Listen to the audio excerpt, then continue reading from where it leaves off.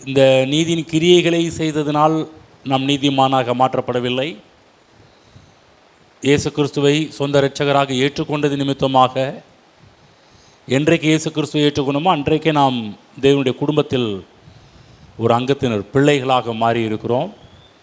தேவனுடைய பிள்ளைகளாக மாறினது நிமித்தமாக தேவனுடைய பிள்ளைகளுக்குரிய ஒரு அந்தஸ்து, நீதிமான் என்று சொல்லக்கூடிய ஒரு சுபாவம் நமக்கு தேவன் கொடுக்கின்றார். நீதி என்றால் என்ன என்று சொல்லி பார்க்கும்போது, தேவனுக்கு முன்பாக தைரியமாக எந்த ஒரு குற்ற உணர்வோ தாழ்வு மனப்பான்மையோ ஆக்கினை தீர்ப்பின் உணர்வோ இல்லாமல் இருக்கக்கூடிய ஒரு திராணி என்று சொல்லி பார்த்தோம். தெய்வ சமூகத்தில் வரும்போது நீங்கள் பயந்து கொண்டு வர வேண்டிய அவசியம் கிடையாது. தைரியமாக வரலாம். எபிரேய நிருபக்காரர் விசுவாசிகளுக்கு மிகப்பெரிய ஒரு அழைப்பு கொடுக்கின்றார். தைரியமாய் கிருபாசன தண்டையில் கிட்டி சேர கடவோம். ஏற்ற சமயத்தில் நாம் கிருபை அடையவும், சகாயம் செய்யும் கிருபை அடைவதற்கு அவருடைய கிருபாசன தண்டையிலே கிட்டி சேர கடவோம். ஒரு காலகட்டத்தில் கிருபாசன தண்டை முன்பு வர முடியாது. ஒரே ஒருத்தர் மட்டும்தான் கிருபாசன தண்டை போக முடியும். பிரதான ஆசாரியன், அவன் மட்டும்தான் போகணும். போகிறதுக்கு முன்னாடி பல கண்டிஷன், பல பரிகாரங்கள் இதெல்லாம் செய்து முடித்த பிற்பாடு தான் மகா பரிசுத்த ஸ்தலத்துக்குள்ளே அவரால் செல்ல முடியும். இன்றைக்கும் அந்த ஃபார்மட் நம்ம இந்திய தேசத்தில் இருக்கின்றது. கருவறை என்று ஒன்று இருக்கும். அந்த கருவறைக்குள்ளே பூசாரி மட்டும்தான் போக முடியும். மற்ற எல்லாருமே எப்படி வெளியே நின்று பிரசாதம் வாங்குகிறாங்களோ அதே போல் தான் பழைய ஏற்பாடு காலத்துலேயும் ஒரே ஒருத்தர் மட்டும் தான் உள்ளே போயிட்டு வர முடியும். பிரதான ஆசாரியன் என்று சொல்லக்கூடிய இன்றைக்கி சொல்கிற பூசாரி இப்படி உள்ளே போகிறாரோ அன்றைக்கு பிரதான ஆசாரியன் மட்டும்தான் போக முடியும். இன்றைக்கி இருக்கிற பூசாரிங்கள்லாம் அவங்க சரியானவங்களா சரியில்லையா நம்ம இது பண்ண முடியாது. ஆனால் பிரதான ஆசாரியன் உள்ளே போகணுன்னா அவன் ஒரு ஆட்டின் ரத்தமோ மிருகத்தின் ரத்தமோ ஏதோ ஒரு ரத்தத்தினால தான் உள்ளே போக முடியும். ரத்தம் இல்லாமல் உள்ளே போகவே முடியாது. அந்தளவுக்கு ஒரு தேவ சமூகம், ஒரு கவனமான ஒரு சமூகம், பரிசுத்தமான ஒரு சமூகம்.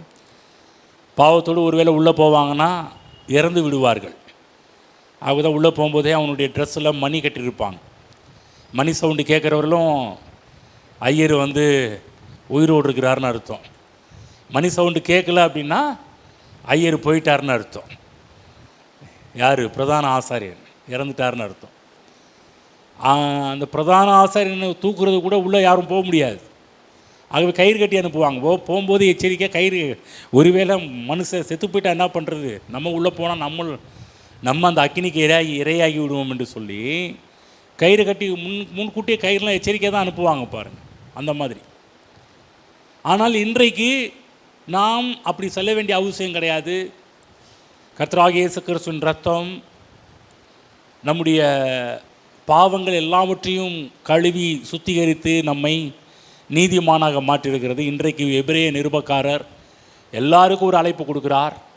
தைரியமாய் கிருபாசனத்தண்டையிலே கிட்டி சேர கடவோம். ஆகுதான் இன்றைக்கி நம்ம ஜெபம் பண்ணும்போதெல்லாம் அவ்வளவு சந்தோஷமாக போகிறோம் பாருங்கள். ஆரம்பித்ததுலேருந்து ஒவ்வொரு நேரமும் ப்ரேயர் மற்ற காரியத்தில் செஞ்சு தான் நம்ம உள்ளே போயிட்டுருக்குறோம். ஜெபம் செய்யும்போது தைரியமாக போகிறோம். பிதாவே நம்முடைய சமூகத்தில் வருகிறோம் என்று சொல்லி தைரியமாக சொல்கிறோம். இந்த தைரியத்தை யார் கொடுத்தது என்று சொல்லி பார்த்தால் கர்த்தராகிய இயேசு கிறிஸ்துவினுடைய இரத்தம் கல்வாரி நமக்கு கொடுத்திருக்கிறது. ஆகவேதான் இங்கே இருக்கிற ஒவ்வொருவரும் ஒவ்வொரு நாளும் தெய்வ சமூகத்தில் நுழைய முடியும். அன்றைக்கி பிரதான ஆசிரியர் நினைக்காது ஒரு முறை தான் அன்றைக்கி தான் உள்ளே போக முடியும். அடிக்கடிலாம் உள்ளே போயிட்டுருக்க முடியாது. ஏன்னா அடிக்கடி உள்ளே போகணும்னா அடிக்கடி பலி செலுத்திக்கிட்டே இருக்கணும் பாருங்கள். ஆனால் இன்றைக்கு நம்ம என்றைக்காவது ஒரு நாள் போக வேண்டிய அவசியம் கிடையாது. தினந்தோறும் தேவ சமூகத்தில் போகலாம். 24 மணி நேரமும் தேவ சமூகத்தில் போகலாம். தேவ சமூகத்தில் 24 மணி நேரமும் போகக்கூடிய ஒரு தைரியத்தை கொடுத்தது கல்வாரி சிலுவை இயேசு கிறிஸ்துவின் ரத்தம். நமக்கு ஒரு எப்படி விசா கொடுத்து உள்ளே அனுப்புகிறாங்களோ அதே போல் கர்த்தர் நமக்கு நீதியின் சால்வை என்று சொல்லக்கூடிய ஒரு விசாவை கொடுத்து நீங்கள் எப்போ வேணாலும் உள்ளே வரலாம்.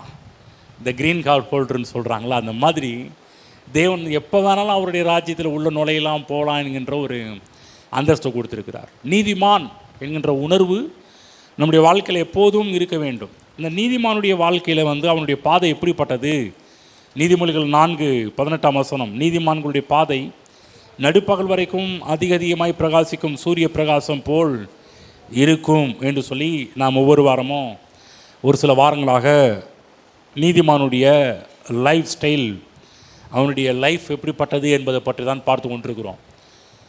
அவனுடைய வாழ்விலே ஒரு இருள் கூட இருக்கக்கூடாது என்பது தேவனுடைய திட்டம். எப்போதுமே அவன் பிரகாசமாக இருக்க வேண்டும் என்பதுதான் தேவனுடைய திட்டமாக இருக்கின்றது. இந்த நீதிமொழிகளை தியானிச்சுட்டு இருக்கும்போது ஒவ்வொரு சாப்டருக்கும் ஒவ்வொரு தலைப்பு கொடுப்பாங்க. இந்த சில ஆங்கில நிருபங்கள், ஆங்கில புஸ்தகம், பைபிள்லாம் நீங்கள் படித்து பார்த்தீங்கன்னா, நம்ம தமிழ் பைபிளில் பார்த்தீங்கன்னா இப்போ வர புது மொழிபெயர்ப்பில் தலைப்பெல்லாம் கொடுத்துருக்குறாங்க. இப்போ சில மொழிபெயர்ப்பு வந்திருக்குது தமிழில். அந்த அந்த இதுக்கெல்லாம் தமிழில் ஹெட்லைன்லாம் கொடுத்துருக்குறாங்க. ஆனால் ஹெட்லைன் தலைப்பு வந்து அதிகமாக ஆங்கில வேதாகமங்களில் அதிகமாக கொடுக்கப்பட்டிருக்கும். இந்த 4ஆம் அதிகாரத்துக்கு என்ன தலைப்பு கொடுத்துருக்கிறார்கள் என்று சொன்னால், நீதிமான்களுடைய பாதை என்றே போடப்பட்டிருக்குது. நீதிமான்களுடைய பாதை. இந்த அப்பா தன்னுடைய மகனுக்கு அந்த பாதையை சொல்லிக் கொடுக்கிறார். படிக்கிற முதல்ல ஒரு சில வசனங்கள். பிள்ளைகளே, நீங்கள் தகப்பன் போதகத்தை கேட்டு புத்தியை அடையும்படி கவனியுங்கள். நான் உங்களுக்கு நற்போதகத்தை தருகிறேன். என் உபதேசத்தை விடாதிருங்கள். நான் என் தகப்பனுக்கு பிரியமான குமாரனும் என் தாய்க்கு மிகவும் அருமையான ஒரே பிள்ளையுமானவன் என்று சொல்லி, எப்படி ஒரு தகப்பன் ஒரு பிள்ளைக்கு நல்ல பாதையை காட்டுகின்றார், அவனுடைய பாதையை சரி பண்ணுறார், அவனுடைய பாதையை காட்டுறார், நல்ல பாதையை நடத்துகிறார். நம்முடைய தகப்பன் கூட பிதாவாகிய தேவன் ஒவ்வொரு நாளும் நம்மை நல்ல பாதைகளில் நடத்தி கொண்டு வருகிறார். ஒவ்வொரு நாளும். ஆகவே தான் பாருங்கள், இந்த உலகத்தில் இருக்கிற மற்ற தெய்வங்களுக்கும் நம்ம ஆண்டவருக்கும் ரொம்ப வித்தியாசம் இருக்குது. நம்ம ஆண்டவர் ஒவ்வொரு நாளும் நம்மை சரியான பாதையில் நடத்துகின்றது. சரி, இப்போ 11ஆம் வசனம் போவோம். ஞான மார்க்கத்தை உனக்கு போதித்தேன், செவையான பாதையிலே உன்னை நடத்தினேன். ஞான மார்க்கம். ஞான மார்க்கம் என்று சொன்னால், மார்க்கம் என்று சொன்னாலே வழி, பாதை. அப்போ ஞான மார்க்கத்தை நான் உனக்கு போதித்தேன். இன்றைக்கும் தேவனாகிய கர்த்தர் நமக்கு ஞான வழிகளை போதிக்கின்றவராக இருக்கின்றார். ஞான வழிகள்.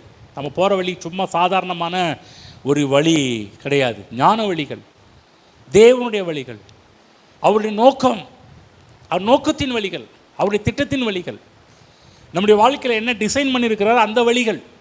இன்றைக்கி இங்கே இருக்கிற ஒவ்வொருடைய வாழ்விலையும் கர்த்தர் வந்து வாழ்க்கையை டிசைன் பண்ணி வச்சுருக்கிறார், வாழ்க்கையை வழிவகுத்து வச்சுருக்கிறார். நம்ம எப்படி நடக்கணும், எப்படி வாழ வேண்டும் என்கின்ற விதங்கள்லாம் கர்த்தர் வந்து பிளான் பண்ணி வச்சிருக்கிறார், ஆயத்தம் செய்து வைத்திருக்கிறார். அப்போ அது எல்லாவற்றையுமே தேவன் நமக்கு போதிக்கின்றவராக இருக்கிறார். ஞான வழிகளை நான் உனக்கு போதித்தேன், செவ்வையான பாதைகளிலே உன்னை நடத்தினேன். செம்மையான பாதை சொல்லுங்கள் எல்லாரும், செம்மையான பாதை. தேவன் அவருடைய பிள்ளைகளை கரடு முரடான பாதைகளில் நடத்துவது கிடையாது. தேவன் அவருடைய பிள்ளைகளை எப்படி நடத்துகிறாரோ செம்மையான பாதைகளிலே நடத்துகிறவர், நல்ல வழியில் நடத்துகிறவர். கர்த்தர் நல்லவர் என்று சொல்கின்றோம். ஏன் நல்லவர்? என்னை ஒவ்வொரு நாளும் நல்ல வழிகளில், செம்மையான வழிகளில் நடத்துகிறார். ஆமென். அவர்தான் கர்த்தர் என் மேய்ப்பராய் இருக்கிறார், நான் தாழ்ச்சி அடையேன். எவ்வளோ ஒரு சங்கீதக்காரன் ஒரு நிச்சயம் உள்ளவராக, தைரியம் உள்ளவராக, விசுவாசம் உள்ளவராக, தேவன் மீது பற்றுதல் உள்ளவராக சொல்கிறாரு, கர்த்தர் என் மேய்ப்பராய் இருக்கிறார், நான் தாழ்ச்சி அடையேன். என்ன சொல்கிறாங்கன்னா, இந்த மிருகங்களில் வளர்க்குறவங்கள சொல்கிறாங்க, மற்ற மிருகங்கள் கூட பார்த்திங்கன்னா சும்மா விட்டால் கூட வளர்ந்துருமா. ஆனால் ஆடு என்பதை அது வந்து மேய்ப்பன் இல்லாமல் அந்த ஆடு வளரவே வளராதான். மற்ற மிருகம் காட்டில் பாருங்கள், மற்ற மிருகம் கண்ணாபின்னு வளரும். ஆனால் இந்த ஆடு மட்டும்தான் மேய்ப்பன் இல்லாமல் அது ஒரு இன்ச்சு கூட நவராதான். பாருங்கள், ஒன்றும் இல்லை, ஆடு வளர்க்கணும்னு தெரியும், கட்டி போட்டு உள்ளே போய் பாருங்கள், நைட்டு ஃபுல்லாக கத்திக்கிட்டே கிடக்கும். அதுக்கு யாராவது பக்கத்தில் இருக்கணும். சில பேர்லாம் சொல்லுவாங்க, அது நமக்கு ஒரு டேப் ரிகார்டெலாம் போட்டு வந்துருக்குறோங்க. ஏங்க இல்லைங்க, கூட யார் நாங்கள் இருக்கிறது போல் அதுக்கு ஒரு சீன் பண்ணி வச்சாதான் அது இருக்கும். சிலர் சொல்லுவாங்க, ஆட்டோ இதில் லைட்டெல்லாம் எரியும், ஏங்க லைட் போட்டு வச்சுருக்கீங்க. ஏங்க அது ஒன்றுங்க, இது எப்போதும் மேய்ப்பன் கூடவே இருக்க வேண்டும் என்ற ஃபீலிங் அதுக்கு தேவைப்படுது அப்படின்னுவான். தேவ பிள்ளைகளே, நம்முடைய மேய்ப்பன் எப்போதும் நம்ம கூட இருக்கிறார். நம்மை செம்மையான பாதைகளில் நடத்துகிறவர். என்னுடைய வாழ்க்கையை பார்க்குறேன், இதுவரை என்னை கர்த்தர் கரெக்டாக நடத்திட்டு வந்துகிட்டு இருக்கிறார். உங்களையும் அப்படி தான் நினைக்கிறேன். ஏன்னா அவர் எப்போதுமே அவருடைய பிள்ளைகளை இங்கே இருக்கிற யாரையும் கர்த்தர் தப்பாக நடத்துவது கிடையாது. யாரும் எளிமைன்னு கர்த்தர் இப்படி நடத்திட்டாருங்க, என்னை இப்படி கர்த்தர் ஆக்கிட்டாருங்க, என்னை இப்படி மோசம் போக்கிட்டாருங்க அப்படி என்று இங்கே இருக்கிற யாரும் சொல்ல முடியாது. மனுஷன் மோசம் போக்குவான், தேவன் யாரையும் மோசம் போகிறது கிடையாது. கர்த்தர் நம்மை செம்மையான பாதைகளில் நடத்துகின்றவர். நம்முடைய பாதை போராட்டங்கள் உள்ள ஒரு பாதையில் நடத்துவது கிடையாது, கிளியரான ஒரு பாதையில் நடத்துகிறார். அதுதான் பாருங்கள், நல்லா புரிஞ்சுக்கங்க. தேவனை குறித்த ஒரு நல்ல ஒரு அறிவு இந்த காலை வேளையில் இங்கே இருக்கிற ஒவ்வொருவருக்குள்ளாக உண்டாவதாக. தேவன் என்னை ஒவ்வொரு நாளும் செம்மையான பாதைகளில் நடத்தினேன், நான் உன்னை நடத்தினேன்னு சொல்லப்பட்டிருக்கு. ஆமாம், இன்றைக்கும் நடத்திக்கிட்டு இருக்கிறார். என்னைக்கு வந்திருக்கிறோம், இதை எண்ணி கர்த்தருக்கு நன்றி சொல்ல. இந்த வாரம் முழுவதும் என்னை செம்மையான பாதைகளில் நடத்தின கர்த்தாவே உமக்கு நன்றி. இடறி போகாமல், விழுந்து போகாமல், ஆமென், காயப்படாமல், தடுமாறி விடாமல், சிக்கிக்கொள்ளாமல், கால் சிக்கிக்கொள்ளாத அளவுக்கு என்னை நடத்தினீரே. செம்மையான பாதையில் நடத்துகிறவர். அடுத்தது 12ஆம் வசனம் பார்க்குறோம். நீ அவைகளில் நடக்கும்போது உன் நடைகளுக்கு இடுக்கண் உண்டாவதில்லை, நீ அவைகளில் ஓடினாலும் இடரமாட்டாய். ஆமென். பாருங்கள், ஒரு காரில் நம்ம போயிட்டுருக்குறோம்னா இரவு நேரங்களில் பாருங்கள், இந்த பழைய கார்லாம் பார்த்தீங்கன்னு வச்சிங்களேன், வேகத்தில் போக முடியாது. ஏன் வேகத்தில் போக முடியாதுன்னா, அந்த டூம்னா புரியுதா, லைட், அந்த லைட் பார்த்திங்கன்னா டிம்மாக இருக்கும். டிம்மாக இருக்கும்போது பார்த்திங்கன்னா நம்ம வேகத்தில் போக முடியாது. அந்த வெளிச்சம் எவ்வளோ தூரம் காமிக்குதோ அந்த ஸ்பீடில் தான் நம்மளால் போக முடியும். எந்த ஒரு பழைய காரில் நீங்கள் போய் பிரயாணம் பண்ணாலும், என்னதான் அந்த பழைய கார் பகல் நேரத்தில் வேகமாக போனாலும் இரவு நேரத்தில் ரொம்ப வேகமாக போக முடியாது. ஏனென்றால் அந்த வெளிச்சம் எவ்வளோ தூரம் போகுதோ அந்த அளவுக்கு தான் அந்த கார் மூவ் பண்ண முடியும். அதனால தான் என்ன பண்ணுவாங்கன்னா, இந்த பழைய கார் வாங்குறவங்க இப்போ அந்த லைட்லாம் எக்ஸ்ட்ரா லைட்லாம் வைப்பாங்க. இப்போ எக்ஸ்ட்ரா லைட்டு வச்சுலாம் என்ன பண்ணுவாங்கன்னா, போகிற வழியில் இன்னும் கொஞ்சம் ரொம்ப தூரமாக அடிக்கணும்லாம் சொல்லுவாங்க. இன்றைக்கி இருக்கிற லேட்டஸ்ட் கார்லாம் பார்த்திங்கன்னா லைட் அடித்தாலும் இங்கே அடித்தாலும் பார்த்திங்கன்னா 1 கிலோமீட்டர் தூரத்துக்கு வெளிச்சம் இருக்கும். அதனால் பார்த்திங்கன்னா கண்ணப்னு வேகத்தில் பறப்பாங்க. இப்போ இந்த பைபாஸ்லாம் நீங்கள் பார்த்தீங்கன்னா காரு நைட் நேரத்தில் கூட அவ்வளோ ஃபாஸ்ட்டாக பறக்கும். ஏன் அவ்வளோ வேகத்தில் போகுது என்று சொன்னால், வெளிச்சம் நல்லா கிடைக்கிது. வெளிச்சம் எந்த அளவுக்கு வீசுதோ அந்த அளவுக்கு வேகத்தில் போக முடியும். பக்கத்து சொல்லுங்கள், வெளிச்சம் எந்த அளவுக்கு இருக்குதோ அந்த அளவுக்கு வேகத்தில் போகலாம். நீ சிலர் லைஃப் பார்த்தீங்கன்னா ஸ்லோவாக போகுது கிறிஸ்தவ வாழ்வு. ஏன் கிறிஸ்தவ வாழ்வு ரொம்ப ஸ்லோவாக போகுதுன்னா, வெளிச்சம் டிம்மாக இருக்குது, டூம் சரியில்லை. டூமெல்லாம் கொஞ்சம் அழுக்காகி சொல்கிறாங்களே, சார் உள்ளே பார்த்தீங்கன்னா இவ்வளோ அழுக்குறதா எப்படி சார் பிரைட்னஸ் வெளியே வர முடியும், அதெல்லாம் நீங்கள் க்ளீன் பண்ணால் மட்டும்தான் லைட் நல்லா பிரைட்டாக கொடுக்கும் என்று சொல்கிறது போல். தேவப்பிள்ளை நல்லா புரிஞ்சுக்கிங்க, எந்த அளவுக்கு தேவனை குறித்த வெளிச்சங்களால் நம்முடைய இருதயம் நிரம்புதோ அந்தளவுக்கு நீங்கள் கிறிஸ்தவ வாழ்க்கையில் வேகத்தில் போக முடியும். சில பேர்லாம் கிறிஸ்தவ வாழ்க்கையில் பார்த்தீங்கன்னா சில பேர் 20 ஸ்பீடில் போயிட்டுருக்கிறீங்க, சிலர் ஸ்டார்ட்டே பண்ணல கிறிஸ்தவ வாழ்க்கையில். இது ஞாயிற்றுக்கிழமை மட்டும் வந்துட்டு போகிற ஒரு ஆளாக இருக்கிறீங்க. ஒவ்வொரு நாளும் நீங்கள் பிரயாணப்பட வேண்டும் என்று விரும்புகிறார். பிரயாணப்பட வேண்டும் என்றால் நம்முடைய வெளிச்சம் எந்த அளவுக்கு அதிகமாக கிடைக்கின்றதோ அந்த அளவுக்கு அந்த வெளிச்சத்தில் நம்மால் நடக்க முடியும். ஆகவே தான் நீ அவைகளில் நடக்கும்போது, எவைகளில் நடக்கும்போது, தேவன் நம்மை செம்மையான பாதையில் நடத்துகிறார் இல்லையா, அந்த பாதையில் நடக்கும்போது. ஆமென். திரும்ப சொல்கிறேன், ஞான வழிகளை கர்த்தர் நமக்கு போதிக்கிறாரு. செம்மையான பாதைகளில் உன்னை நடத்தினேன்னு சொல்கிறார். சொல்லிட்டு அடுத்த வருஷம் சொல்கிறார், நீ அவைகளில் நடக்கும்போது. பக்கத்தில் எவைகளில் என்று கேளுங்க பார்க்கலாம். எவைகள்னா என்ன வழி? கண் போன போக்கில் கிடையாது, கால் போன போக்கில் கிடையாது. தேவன் எனக்கென்று வகுத்து வைத்த வழிகள், டிசைன் பண்ண வழிகள், எனக்கென்று கர்த்தர் வைத்திருக்கிற வழிகள், செம்மையான வழிகளில் நடக்கும்போது உன் நடைகளுக்கு இடுக்கண் உண்டாவது இல்லை. இடுக்கனே வராது, துன்பமே வராது, பிரச்சனையே வராது, தடுக்கலே வராதுன்றார். உன்னை தடுத்து நிறுத்தவே முடியாதுன்றார். எந்த வழிகளில்? செம்மையான பாதையில். சில பேர்லாம் பாருங்க, அவங்க வந்து என்னங்க எப்போ பார்த்தாலும் ஒரு என்ன ஒரு ஜான் என்னது ஒரு முளம் ஏறினா என்ன சொல்லுவாங்க, அது பழமொழி, ஜான் ஏறினா ஜான் வந்து ஒரு அடி, முளைன்னா ஒன்னே கால ஒன்றையும் வரும். எங்க ஒரு ஜான் ஏறினா முளம் 1 அடி கீழே போயிடுறேங்க. இந்த பரமபதம்னு ஒன்று இருக்கும். ஒரு விளையாட்டு பார்த்தீங்களா, பரமபதம் விளையாட்டு பார்த்துறீங்களா?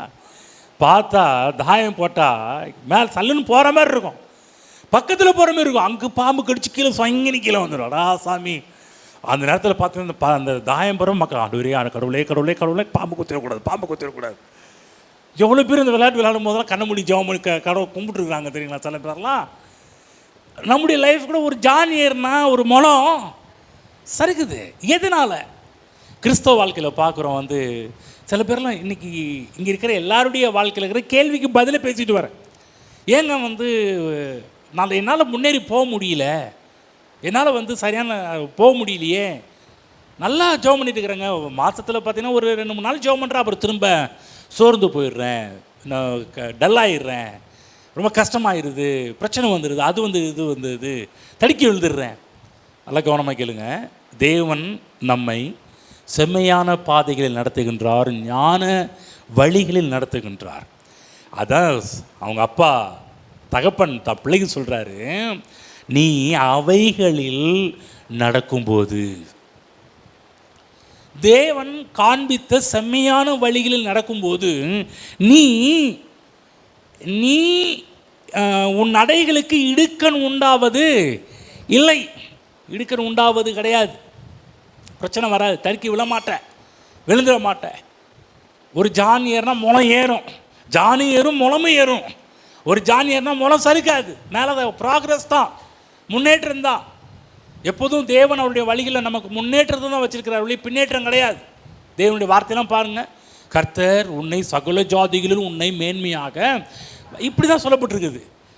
கர்த்தர் உன்னை வாளாக்காமல் தலையாக்குவார், கீழாக்காமல், இப்படி தான் சொல்கிறார். ஒரு நாளும் பார்த்தீங்கன்னா அவர் கீழே தேவனுடைய சப்ஜெக்டில் தேவன் நம்முடைய வாழ்க்கையில் வைத்த திட்டத்தில் ஒரு நாளும் இறக்கம் கிடையாது, ஏற்றம் தான். பக்கத்தில் சொல்லுங்கள், கர்த்தர் உங்கள் வாழ்க்கையிலே இரக்கத்தை அல்ல ஏற்றங்களை வைத்திருக்கிறார். ஆமென். கிறிஸ்தவ வாழ்வு ஒரு ஜான் ஏறினா முளம் சறுக்கிறது கிடையாது. ஒரு ஜான் ஏறினா இன்னொரு முளம் எக்ஸ்ட்ரா ப்ராக்ரஸ் பண்ணி மேலே தான் முன்னேறுவீர்கள். நீ இவைகள் நடக்கும்போது உனக்கு இடுக்கண், நீ அவைகள் நடக்கும்போது உன் நடைகளுக்கு இடுக்கண் உண்டாவது இல்லை. பிரச்சனை வராதுன்ற, கஷ்டம் வராதுன்ற, துன்பம் வராதுன்ற, நீங்கள் இன்றைக்கி என்னென்ன பிரச்சனையை சந்திச்சுட்டு இருக்கிறீங்களோ அதெல்லாம் வராதுன்றார்.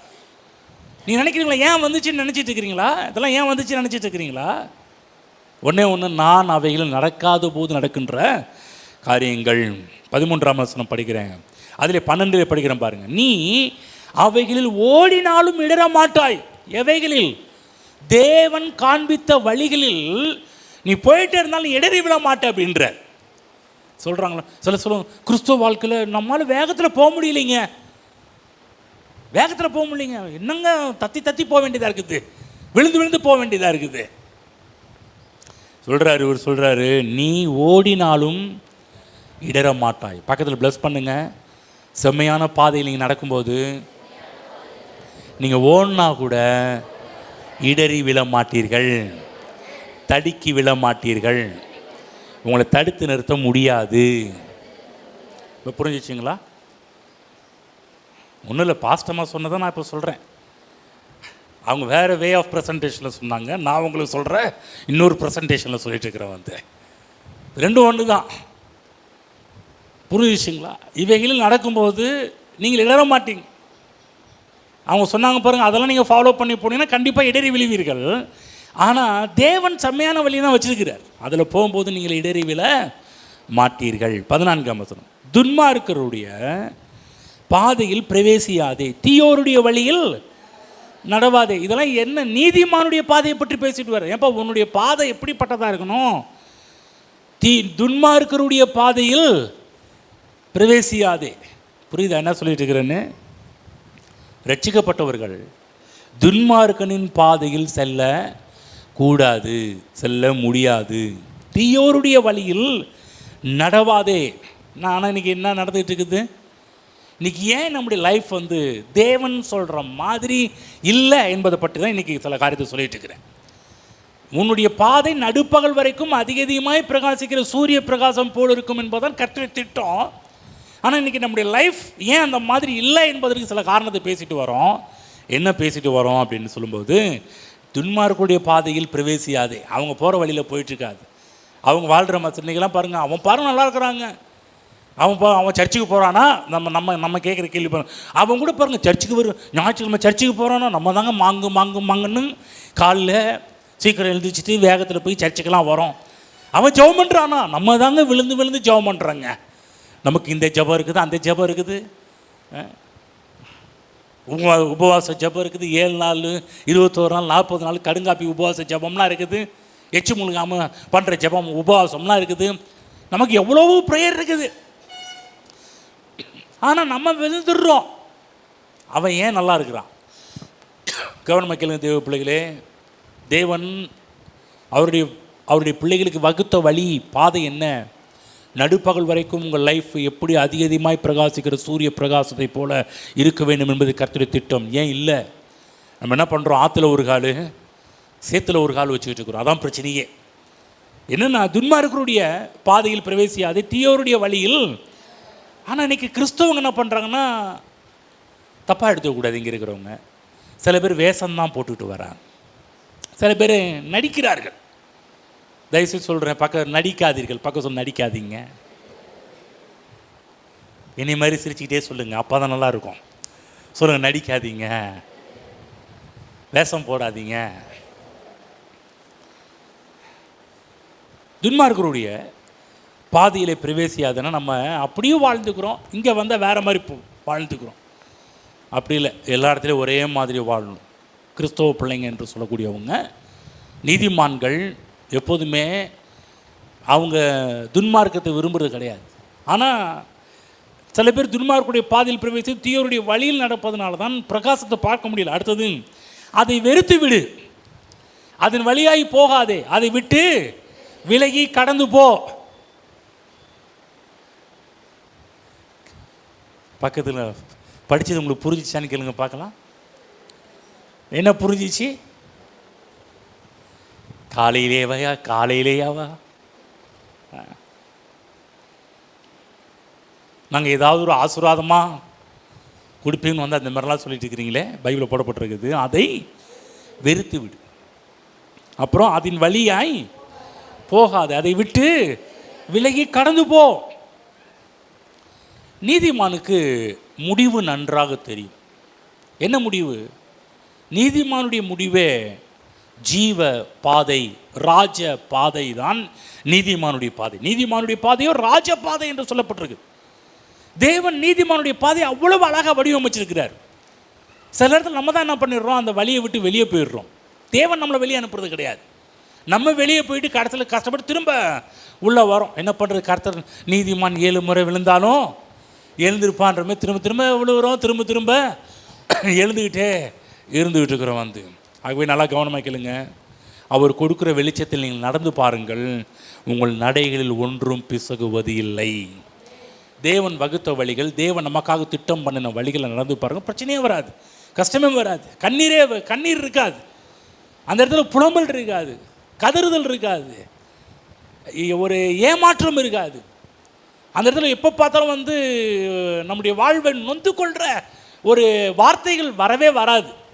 தேவனுடைய வழிகளில் நம்ம போயிட்டு இருந்தோம்னா எந்த பிரச்சனையும் நம்ம சந்திக்கவே முடியாது. சுகம், ஆரோக்கியம், நீடிய வாழ்வு, வெற்றி, செழிப்பு எல்லாமே தேவன் நமக்காக வைத்த வழிகளில் தேவன் வைத்திருக்கிறார். ஆமென். போயிட்டு இருக்கும்போது ஒவ்வொரு ப்ராக்ரஸ், திரும்ப சொல்ல ப்ராக்ரஸ்னால் முன்னேற்றம். இன்னைக்கு எதாவது பைபிளில் போடப்பட்டு மகிமையின் மேல் மகிமை, பெருக்கத்தின் மேல் பெருக்கம், கிருபையின் மேல் கிருபை, தயவின் மேல் தயவு. இதுதான் தேவன் நீதிமான்கள் வாழ்க்கையில் எழுதி வச்சிருக்கிறார்.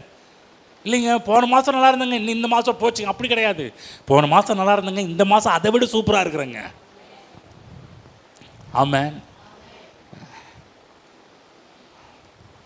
ஒவ்வொரு விபிஎஸ் முடியும் போதெல்லாம் பார்த்தீங்கன்னா நான் அறிக்கை வாசிப்பேன். அறிக்கை வாசிச்சுட்டு ஷார்ட்டேஜ் பார்த்தீங்கன்னா இவ்வளோ இருந்துச்சு, அதை நான் என் கையிலேருந்து போட்டேன்னு சொல்லுவேன். ஆனால் இந்த வருஷம் தைரியமாக சொன்னேன், எல்லா செலவு போக மீதி 2000 ரூபா பேலன்ஸ் இருக்குதுன்னு வந்து எல்லா செலவு போக மீதி கையில் என்ன விலை இருக்குதுன்னா இன்னும் 2000 ரூபா இருக்குது, மீதி இருக்குது. அப்போ அடுத்த வருஷம் இன்னும் நிறையவே போகும்.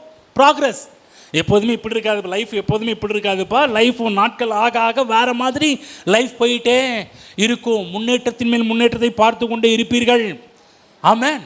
அப்போ தேவன் நமக்காக வைத்த செம்மையான பாதைகளில் நீங்கள் நடக்கும்போது நடக்கின்ற ஒரு விஷயம், தேவன் வைத்திருக்கிற முன்னேற்றம் நீங்கள் நிச்சயமாக பார்ப்பீர்கள்.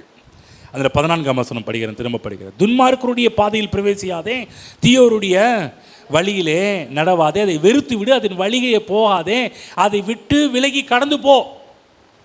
கவனமாக கேளுங்க. இது சில விஷயத்தை உனக்காக நான் யாவையும் செய்வேன்னு சொன்னார்ல, நான் ப்ரேயர் பண்ணிட்டு இருக்கும்போது. ஆனால் இந்த விஷயத்தை நீங்கள் தான் செஞ்சாகணும். ஹலோ, பரவாயில்ல, எனக்காக எல்லாத்தையும் கர்த்தர் பார்த்துக்குவார்னு சொல்லி நம்ம நிற்கக்கூடாது. அதுக்காக கர்த்தர் இன்னைக்கு இதையும் சொல்கிறார்.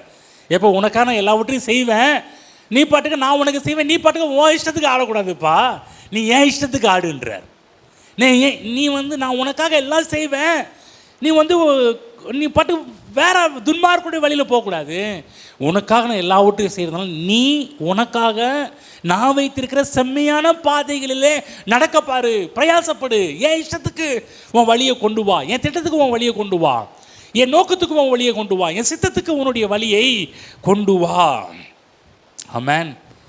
என்ன சொல்கிறேன்னா, இப்போ பரிசுத்தத்தில் வாழ தேவன் நமக்கு கற்றுக் கொடுக்குறார். சில பேருக்கு பரிசுத்தத்தில் வாழ்கிறது ரொம்ப பெரிய கஷ்டமாக இருக்குது. நம்ம என்ன பண்ணுறோன்னா உழுந்துடுறோம். சில ஸ்டெப்பு நம்ம பண்ணணும். என்ன சொல்கிறாருன்னா, அதை வெறுத்து விடு, அதன் வழியாகி போகாதே, அதை விட்டு விலகி கடந்து போ. நம்ம என்ன பண்ணுறோம் பார்த்தீங்கன்னா, நமக்கு எது நம்ம பாவம் செய்ய தோணுதோ அந்த பக்கம் தான் போகிறது.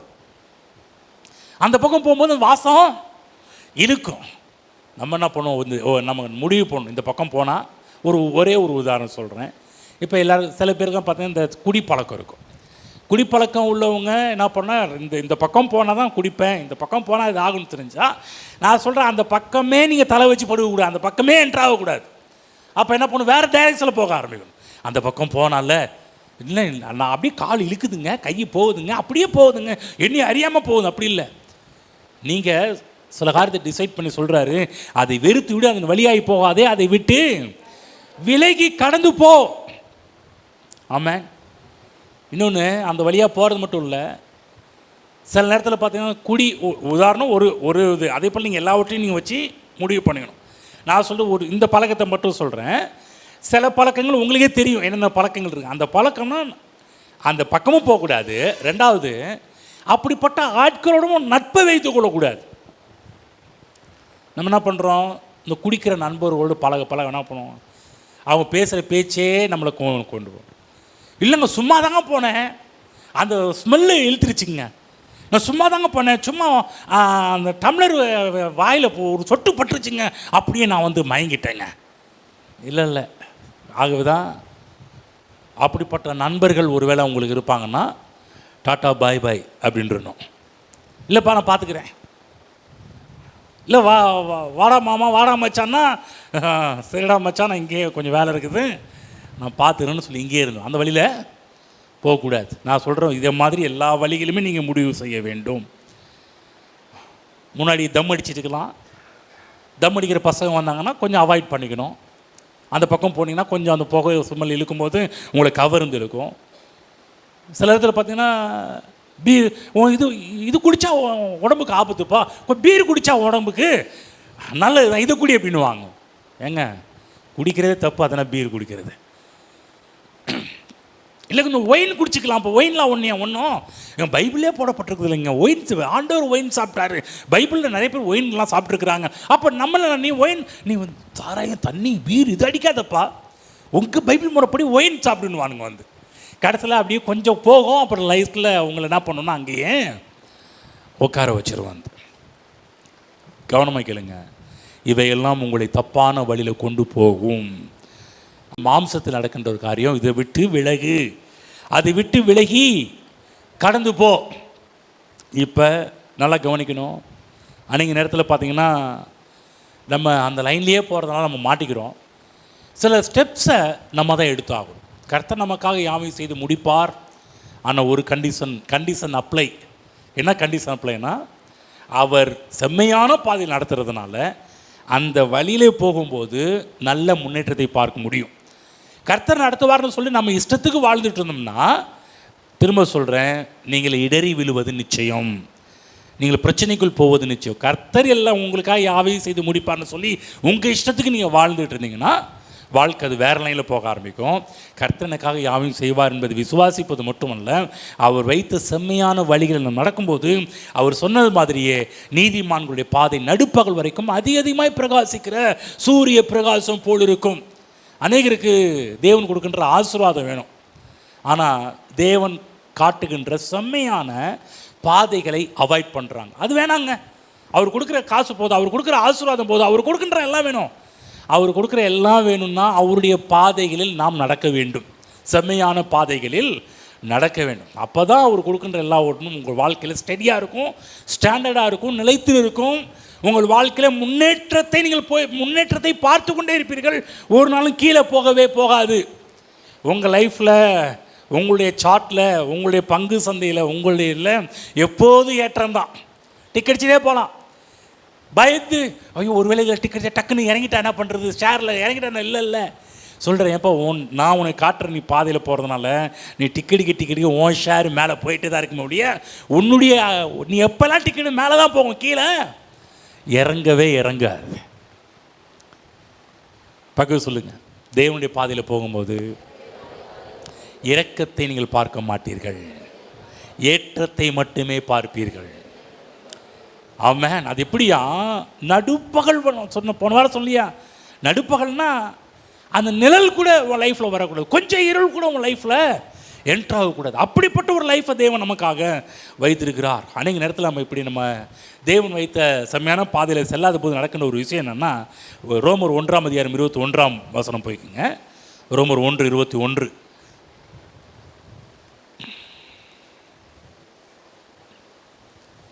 எடுத்துட்டீங்களா?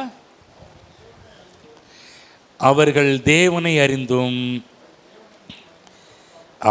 அவரை தேவன் என்று மகிமைப்படுத்தாமலும் ஸ்தோத்திரியாமலும் இருந்து தங்கள் சிந்தனைகளினாலே வீணரானார்கள். உணர்வில்லாத அவருடைய இருதயம் இருள் அடைந்தது. உணர்வில்லாத அவருடைய இருதயம் இருள் அடைந்தது என்று நாம் பார்க்கின்றோம். தேவனை அறிந்தும் அவரை தேவன் என்று மகிமைப்படுத்தாமல் ஸ்தோத்திரியாமல் தங்கள் சிந்தையினாலே வீணரானார்கள். உணர்வில்லாத அவருடைய இருதயம் இருள் அடைந்தது. அதுதான் நம்முடைய லைஃப். தேவனை துதித்து கொண்டு, தேவனை ஸ்தோத்திரித்து கொண்டு, தேவனை மகிமைப்படுத்தி கொண்டு செல்லும் என்றால் உணர்வில்லாமல் போகாது. உணர்வுள்ள இருதயமாக எப்போதும் வெளிச்சம் வீசக்கூடியதாகவே இருக்கும். நான் சொல்கிறேன், உங்கள் மனதுக்கு வயசே கிடையாது தெரியுங்களா? சரீரத்துக்கு மட்டும்தான் வயசு. இந்த சரீரத்தில் மட்டும், இந்த சரீரம் தான் இப்போ நம்ம பிறந்தநாள் வந்த பிற்பாடு இத்தனை வயசாச்சா அப்படின்னு சொல்லி சரீரத்துக்கு மட்டும்தான் வயசு இருக்குது. ஆனால் இதுவும் ஒரு நாள், இந்த சரீரமும் ஒரு நாள் டேட்லெஸில் போகுது. என்னைக்கு கர்த்தராகிய இயேசு கிறிஸ்து உலகத்துக்கு வரும்போது கிறிஸ்துவுள் மரித்தவர்கள் முதலாவது எழுந்திருப்பார்கள், பின்பு உயிரோடு இருக்கிற நாம் அவருக்கு எதிர்கொண்டு போக மகிமையின் சரீரத்தை உடையவர்களாக எதிர்கொண்டு போவோம். இந்த சரீரம் மறுரூபமாக்கப்படும். அந்த சரீரம் சாவாமை உள்ள சரீரம். அந்த சரீரம் அதுக்கு வயசே இல்லாத சரீரம். அந்த சரீரத்துக்கு நீங்கள் சொல்ல முடியாது இத்தனை வயசு தான் சொல்ல முடியாது. இந்த சரீரத்துக்கு வயசு இருக்குது. உங்கள் தோற்றத்தை பார்த்தாலே தெரியும். சில தோற்றத்தை பார்த்தாலே தெரியும், என்னங்க இப்படி ஆயிட்டீங்க, என்னங்க இப்படி முகம் வாடி போச்சு, என்னங்க இப்படி சுருங்கி போச்சு சொல்ல முடியும். ஆனால் ஒரு நாள் வரப்போகுது சுருக்கமே இல்லாத, பிரைட்னஸாக இருக்கக்கூடிய, வயசே இல்லாத, அது என்லெஸ், டேட்லெஸ், தேதியே இல்லாமல் வயசே இல்லாத ஒரு சரீரத்தை நம்ம பெற்றுக்கொள்ளப் போகின்றோம். என்றும் இளமை, அந்த சரீரத்தை பெற்றுக்கொள்ளப் போகிறோம். ஒரு நாள் அது நிச்சயம் பெறுவோம். எந்த பாதையிலே? தேவனுடைய பாதையில் சென்று கொண்டிருக்கும்போது ஒரு நாள் இவைகளை நாம் பார்க்க ஆரம்பிப்போம். ஆனால் வசனத்தை விட்டு வழி விலகி போகும்போது நம்முடைய வாழ்க்கையில் முன்னேற்றத்தை பார்க்க முடியாது. அதாவது இந்த பூமியிலேயே பார்த்தீங்கன்னா அந்த சாவாமை என்ற ஒரு காரியத்தை தேவன் டேஸ்ட் பண்ண வைக்கிறார். அந்த முன்ருசி இந்த உலகத்திலே பார்க்க வைக்கிறார். எப்படி தெய்வீக சுகம் என்ற ஒன்றை கொடுத்து இந்த பூமியிலே பார்த்தீங்கன்னா சில வியாதியில் போவோம். வியாதியில் போகும்போது தேவனுடைய வழியில் நடக்கும்போது பார்த்திங்கன்னா தேவனுடைய சுகம் நம்முடைய வாழ்க்கையில் வெளிப்பட ஆரம்பிச்சிடும். இங்கே இருக்கிற சில பேர்லாம் பாருங்கள், தெய்வீக சுகத்தை அடிக்கடி பெற்று கொண்டிருக்கிறீர்கள் இல்லைங்களா? பெற்றுக்கொண்டிருக்கீங்களா இல்லைங்களா? எவ்வளோ பேர் அடிக்கடி பாருங்கள் வியாதியாக இருப்பீங்க, ஜெபம் பண்ணுவோம். நீங்கள் ஜெபம் பண்ணுவீங்க, பக்கத்தில் விசுவாசிங்க ஜெபம் பண்ணுவோம், நாங்கள் ஜெபம் பண்ணுவோம், உடனே மாற்றம் உண்டாயிருது. அது சுகத்தை பெற்றுக்கொள்ள ஆரம்பிக்கிறீர்கள். ஒரு நாள் வரும், நிரந்தரமாகவே உங்கள் சரீரம் சுகமாகவே இருக்க போகின்றது. கென்னத் ஏகின் அருமையான ஒரு பிரசங்கியார், அவர் சொல்கிறாரு, என் லைஃப்பில் ரட்சிக்கப்படுறதுக்கு முன்னாடி எப்போ பார்த்தாலும் தோல்வியாக இருந்துச்சுங்க. ஆனால் ரட்சிக்கப்பட்ட பிற்பாடு, வார்த்தையில் வந்த பிற்பாடு, விசுவாசத்தை பெற்றுக்கொண்ட பிற்பாடு அவர் சொல்கிறாரு, நான் தோல்வியவே பார்க்கல, ஜெயத்தை மட்டும்தான் பார்த்து கொண்டிருக்கிறேன். தேவ பிள்ளைகளே, இங்கே இருக்கிற நீங்களும் ஒவ்வொரு நாளும் ஜெயத்தை, வெற்றியை, செழிப்பை, ப்ராக்ரஸ், முன்னேற்றத்தை பார்க்க வேண்டும் என்று கர்த்தர் விரும்புகிறார். அதற்காக தேவன் நமக்கு செவ்வையான பாதையிலே கர்த்தர் நம்மை நடத்தி கொண்டிருக்கிறார். நான் சொல்கிறேன், இந்த பாதை கேகின்னு சொன்ன மாதிரி நான் இயேசு கிறிஸ்து ஏற்றுக்கொள்றது முடியும் அடிக்கடி ஃபெயில் ஆனேன். ஆனால் இது அங்கே நித்தியம் வரையிலும் ப்ராக்ரஸ் தான், முன்னேற்றம் தான். அவர்கிட்ட போகிற வரையிலும் முன்னேற்றம். ஏனென்றால் என்னை இந்த பூமியில் நடத்துகிற கர்த்தர் இருக்கிறாரு. ஆமென். எனக்கு பிரயோஜனமானவைகளை போதிக்கிற கர்த்தர் இருக்கிறாரு. நான் உனக்கு போதித்து நடக்க வேண்டிய வழியை உனக்கு காட்டுவேன், உன்மேல் என் கண்ணை வைத்து உனக்கு ஆலோசனை சொல்லுவேன் என்று சொல்லக்கூடிய கர்த்தர் என்னோடு கூட இருக்கிறதுனால நான் நித்தியம் போகிறவரிடம் என்னுடைய வாழ்வு நடுப்பகல் வரைக்கும் அதிகமாய் பிரகாசிக்கிற சூரிய பிரகாசம் போல தான் என் லைஃப், என் வாழ்க்கை இருக்கும். புரிஞ்சிச்சுங்களா? திரும்ப அந்த இடத்துக்கு போவோம். நீதிமொழிகள் அடுத்த வாரம் வேறு கோணத்தில் நீதிமொழிகள் வரப்போகிறோம். இன்றைக்கி இந்த விஷயத்தை இந்த விதங்களை பார்த்துருக்குறோம். 19 படிக்கிறேன். துன்மார்க்கருடைய பாதையோ காரிருளை போல இருக்கும், தாங்கள் இடறுவது இன்னதில் என்று அறியார்கள். புரிஞ்சுச்சுங்களா? அவர் சொல்கிறாரு, துன்மார்க்கருடைய பாதை எப்போதுமே டார்க்காகவே இருக்கும், நீதிமானுடைய பாதை அப்படி கிடையாது, நடுப்பகல் வரைக்கும் அதிகமாய் பிரகாசிக்க சூரிய பிரகாசம். ஆனால் இந்த உலகத்தில் துன்மார்க்கன் இயேசு கிறிஸ்துவை ஏற்றுக்கொள்ளாத ஒரு மனிதனுடைய வாழ்வு பாதையோ காரிருளை போல் இருக்கும், தாங்கள் இடறுவது இன்னதில் என்று. எங்கே விழுந்தோம், எப்படி ஆச்சு, எந்த நாள் ஆச்சு, அது அவங்களுக்கு தெரியாது. ஆனால் நமக்கு தெரியும் இல்லைங்களா? நம்ம எதானா நமக்கு தெரியும், இதனால தான் இல்லைங்களா? சில பேர் பாருங்கள், சிலருடைய பொருளாதார விதத்தில் நம்ம பின்னடைவு வரும்போது நமக்கு தெரியும். ஏன் பொருளாதார விதத்தில் பின்னடைவு? நம்ம கர்த்தருக்கு கொடுக்க வேண்டியது சரியாக நம்ம கொடுக்காமல் போகிறதுனால இதில் பின்னடைவு நமக்கு தெரியும். இந்த இடத்துல ஏன் வியாதியாக இருக்கிறேன், இந்த காரியத்தை பண்ண ஆகவே வியாதியாக இருக்கிறேன், எனக்கே தோல்வி. இங்கே இருக்கிற உங்கள் எல்லாரையும் பார்த்து கேட்டால் நீங்கள் எல்லோரும் சொல்லுவீங்க இல்லைங்களா? நீங்கள் என்னென்ன பிரச்சனை இருக்கிறீங்க, இனி சில நேரத்தில் பிரச்சனையை சந்திக்கிறீங்களா இல்லைங்களா? ஏங்க நான் உங்கள்கிட்ட கேட்குறேன், முழிச்சிருக்கிறீங்களா? பக்கத்தில் முழிச்சிருக்கீங்களா? இங்கே இருக்கிற சில பேர் பிரச்சனையை சந்திக்கிறீங்களா இல்லைங்களா? ஆனால் உங்களுக்கே தெரியும் இந்த பிரச்சனை ஏன் வந்துச்சுன்னு. தெரியுமா தெரியாதா? பக்கத்தில் கேளுங்க, இந்த பிரச்சனை ஏன் வந்துச்சு சொல்லிடாதீங்க. ஆனால் உங்களுக்கு தெரியுமா தெரியாது இந்த பிரச்சனை, உங்களுக்கு வந்த பிரச்சனை ஏன் எதனால் வந்துச்சுன்னு உங்களுக்கு வந்ததுன்னு தெரியுமா தெரியாதா? எத்தனை பேர் தெரியாதுன்னு சொல்கிறீங்க? சூப்பர், எல்லாரும் அப்போ தெரியுது. ஆனால் தெரிஞ்சுக்கிட்டும் நான் என்ன பண்ணேன், உங்களுக்கு தெரியுது, இதனால தான் என் லைஃப்பில் இந்த மிஸ்டேக் நடந்திருக்குது, இதனால தான் என் வாழ்க்கையில் இந்த பிரச்சனை வந்திருக்குது, இதனால தான் இடறி போயிருக்கிறேன், இதனால இந்த பிரச்சனையை சந்தித்து தெரிஞ்சும் நம்ம என்ன பண்ணுறோம், அதை சரி செய்து கொள்ளாமல் அதே வழியில் போயிட்டுருக்குறோம். சில பேர் தெரியுதா? திரும்ப கேளுங்க, தெரிஞ்சிச்சா? இப்போ கேளுங்க, சரி செஞ்சிங்களா? ஸ்டெப் எடுத்தீங்களா? நான் கேட்குற கேள்வி உங்களுக்கு புரியுதா? அதாவது நம்ம போயிட்டுருக்கிறோம், நம்மளுடைய பாதையில் இடல் வந்துருச்சு, பிரச்சனை வந்துச்சு, கஷ்டம் வந்துச்சு, இதுக்கு என்ன காரணம் உங்களுக்கு நல்லாவே தெரியும். இது எப்படி உங்களுக்கு தெரிஞ்சிச்சு? உங்களுக்குள்ளே இருக்கிற ஆவியானவர் அதை உணர்த்தி இருக்கிறாரு. மகனே, நீ இப்படி பண்ணதுனால இந்த காரியம் நடந்துச்சு, இதால் தான் உனக்கு இந்த பிரச்சனை வந்துச்சு, அதால் தான் உனக்கு பிரச்சனை வந்துச்சுன்னு ஆவியானவர் உணர்த்தி இருக்கிறாரு. நம்ம தலையாட்டிக்கிறோம், இங்கே கூட ஆமேன் போடுற மாதிரி ஆமேன் போட்டுடுறோம். அடுத்து என்ன பண்ணுறோம்னா, சரி செய்து கொள்ள மாட்டேன்றோம், திருத்தி கொள்ள மாட்டேன்றோம். சரிங்க ஆண்டவரே, நீங்கள் சொல்லியிருக்கிறீங்க, உணர்த்திருக்கிறீங்க, இனிமேல் அந்த பக்கம் இந்த தீயோருடைய வழியில் போக மாட்டேன், துன்மார்க்குடைய பாதையில் போக மாட்டேன், அதை வெறுத்து விடு, வழியில் போகாதே, அதை விட்டு விலகலாம் சொல்லியிருக்கிறீங்க. ஆனால் நம்ம என்ன பண்ணுறோம், அந்த வழியில் தான் போயிட்டுருக்குறோம். ஆகுதான் தேவ பிள்ளைகளை கவனமாக இருக்க வேண்டும். ஆவியானவர் ஒவ்வொரு நாளும் நம்ம நடத்துகின்றார். அவர் நடத்தாத நேரம் என்று ஒன்றுமே கிடையாது. உண்மையை திரும்ப சொல்கிற தேவ பிள்ளைகளே, சத்தியத்தை சொல்கிறேன், பரிசுத்த ஆவியானவராகிய தேவன் நம்மை ஒவ்வொரு செகண்டும் நம்மை பாதுகாத்து கொண்டே வருகிறார், நம்ம நடத்தி கொண்டே வருகிறார். இன்னும் சொல்ல போனால் செம்மையான பாதையில் தான் நடத்துகிறாரு. இன்னொன்று சொல்கிறேன், கவனமாக கேளுங்க. எவ்வளோ பேர் இந்த விஷயத்தில் நம்ம வீக்காக இருக்கிறோன்றது தெரிஞ்சுக்கங்க. அடிக்கடி ஆவியானவங்களை ஜெபம் சொல்லுவார். ஜெபம் சொல்லுவார். உணர்த்தப்பட்டிருக்கிறீங்களா? உணர்த்தப்பட்டிருக்கிறீங்களா இல்லைங்களா? ஆனால் எத்தனை பேர் ரெஸ்பெக்ட் பண்ணியிருக்கிறீங்க? எத்தனை பேர் அதுக்கு மரியாதை கொடுத்து உடனே ஜெபம் பண்ணியிருக்கிறீங்க? ஒரு கை தான் ஏறுதுங்க. இந்த லாஸ்ட் பக்கம் தான் ஏறுனுச்சு. சொன்ன பிற்பாடு ஏற்றுறது அது செகண்ட். இது நான் சொன்ன உடனே ஏற்றுறவங்க தான் ஃபஸ்ட் லிஸ்ட்டில் வருவீங்க. அதுவும் இல்லை, நான் அடிக்கடி எங்கள் பசங்களை சொல்லுவேன், late obedience is not you ஒபீடியன்ஸ்னு சொல்லுவேன். அந்த வார்த்தைக்கு என்ன அர்த்தம்னு அவங்களுக்கு புரியும். தமிழில் உங்களுக்கு சொல்கிறேன், தாமதமாக கீழ்ப்படிதல் என்பது கீழ்ப்படிதலே கிடையாதுன்னுவேன். சொன்ன உடனே செஞ்சால் மட்டும்தான் நீ கீழ்ப்படிஞ்ச. சில இடத்துல பாருங்க, முன்னாடி வாங்கன்னு சொல்லுவேன். யார் ஃபஸ்ட்டு வந்துட்டாங்களோ அவங்க தான் நல்ல பிள்ளைங்க. நான் 10 தடவை சொல்லிட்டு 11வது தடவை வந்தாலும் அது ஃபெயிலு தான். பக்கத்தில் புரிஞ்சுச்சான்னு கேளுங்க. இப்போ சொல்லுங்கள், late obedient is not you obedient. சொல்லுங்கள், தாமதமாக கீழ்ப்படிதல் அது கீழ்ப்படிதலே இல்லை. பக்கத்தில் புரிஞ்சுச்சான்னு கேளுங்க. இப்போ ஆவியானவர் எப்போயெல்லாம் ப்ரேயர் பண்ண சொல்லி உங்கள் உள்ளத்தில் உணர்த்திருக்கிறாரோ, தயவுசெய்து சொல்கிறேன், அப்பயே ஜெபம் பண்ணிடுங்க. நீங்கள் காலையில் கூட ஆவியானவர் காலையில் நான் சொல்ல எப்போதுமே ஆவியானவர் 7 மணிக்கு உணர்த்த மாட்டார் உங்களை சர்ச்சுக்கு போகணுன்னு. எத்தனை மணிக்கு உணர்த்திருப்பார்? எத்தனை மணிக்கு உணர்த்தினார்? நேற்று சாயங்காலமே உணர்த்தினாரா? எத்தனை மணி சொன்ன சாயங்காலம் உணர்த்தினார் நீ காலையில் 7 மணிக்கெலாம் போகணுன்னு?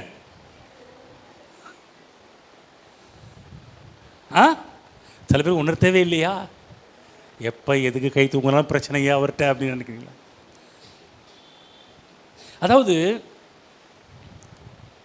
சின்ன சின்ன விஷயம்தான். நம்ம கிறிஸ்துவ வாழ்வில் ஆவியானவர் உணர்த்துகின்ற சின்ன சின்ன விஷயத்துக்கு நம்ம கீழ்ப்படிய கற்றுக்கொள்வோம் என்றால், பெரிய காரியம் என்று வரும்போது உடனே நீங்கள் கீழ்ப்படிய ஆயத்தமாவீர்கள். நம்ம என்ன பண்ணுறோம், பெருசாக சொல்லிட்டு அப்போ நான் கீழ்ப்படினேன் அப்படின்வாங்க. ஒரு கோடிக்கு ஆவியானவர் சொல்லிட்டு அப்போ நான் அதுக்கு கீழ்ப்படினேன். இல்லை, அதுக்கு முன்னாடி 5 ரூபாய்க்கு தேவன் பிளான் பண்ணுவார். ஆண்டவர் என்ன ஆண்டவர் 5 ரூபாய்க்கு போய் திட்டம் கொடுக்குறீங்க? இதுக்கு நம்ம கொஞ்சத்தில் உண்மையாக இருந்தால் தான் அநேகத்தின் மேலே உன்னை அதிகாரியாக வைப்பதற்கான அந்த திட்டம் உன் வாழ்வில் வகுக்கப்படும். சில சின்ன சின்ன விஷயம் தான் நமக்கே தெரியும். இது பொய்யா? காலையில் சர்ச்சுக்கு போகிறது எழுப்பிடுவாங்கப்பா, அப்புறம் இப்படி பண்ணுவாங்க வந்து. நல்லா கவனமாக கேளுங்க. ஆவியானவர் இன்றைக்கும் உங்களை செம்மையான பாதையில் நடத்தி கொண்டே இருக்கிறார். நாம் அதற்கு செவி கொடுப்போம் என்றால் உங்கள் பாதை நடுப்பகல் வரைக்கும் அதிகமாய் பிரகாசிக்க சூரிய பிரகாசம் போல் இருக்கும். இல்லை என்றால் துன்மார்க்குடைய பாதையோ காரிருளை போல் இருக்கும். தங்கள் இடறுகிறது இன்னதில் என்று எந்த இடத்துல விழுந்தோம், எதனால் இந்த பிரச்சனை வந்துச்சுன்னு தெரியாமல் இருப்பாங்க. நமக்கு தெரியுது. என்ன சொல்கிறேன், உங்களுக்கு கர்த்தருடைய ஆவியானவர் வெளிப்படுத்துகிறாரு, இன்றைக்கே மனந்திரும்புங்கள், இன்றே ரட்சணை நாள். இல்லைங்க, நாளைக்கு பார்த்துக்கலாம், அடுத்த வாரம் இருக்குல்ல. இல்லை, நாளை என்று தள்ளி போடாதே. ஆமென். நாளை பிறப்பிப்பது நீ அறியாயோ? ஆகவே இன்று தேவனுடைய சமூகத்தில் நாளை என்ற பேச்சுக்கு இடமே கிடையாது. எப்போதுமே இன்றே ரட்சணை நாள், இன்றே அனுக்கிரக காலம், இன்றே மனம் திரும்புங்கள். தேவன் உங்கள் உணர்த்துவார் என்றால் இந்த காரியத்தை செய்யணும்னு சொன்னார், உடனே எஸ் செஞ்சிடற ஆண்டவர்னு செஞ்சுருங்க. இல்லை நாளைக்கு பார்க்கலாம் ஆண்டவர், நாளைக்கு செய்கிற ஆண்டவர், இல்லை ஆண்டவர் அடுத்த மாதம் செய்கிற ஆண்டவர், இந்த மாதம் நிறைய காரியத்தில் ஒதுக்கி வச்சுருங்க, இதெல்லாம் முடிச்சுட்டு அடுத்த மாதம் ஓகேங்களா ஆண்டவருக்கே சொல்ல நம்ம பாடம் நடத்திட்டு இருப்போம். அதான் பிரச்சனை. ஏன் பிரகாசம் இல்லை? நடுப்பகல் வரைக்கும் நம்முடைய வாழ்வில் நம்முடைய லைஃப் அப்படிப்பட்ட நடுப்பகல் பிரகாசத்தை போல இல்லையே. ஏன்? இதுதான் 20ஆம் வசனம். என் மகனே, என் வார்த்தைகளை கவனி, என் வசனங்களுக்கு உன் செவியை சாய். அவைகள் உன் கண்களை விட்டு பிரியாதிருப்பதாக, அவைகள் உன் இருதயத்துக்குள்ளே காத்துக்கொள். அவைகளை கண்டுபிடிக்கிறவர்களுக்கு அவைகள் ஜீவனும், அவர்கள் உடலுக்கெல்லாம் ஆரோக்கியமாம். அவைகளை கண்டுபிடிக்கிறவர்களுக்கு உடலுக்கெல்லாம் ஆரோக்கியமாம். ஒரு வேத பதிப்பு சொல்லுது மருந்து, மெடிசன்.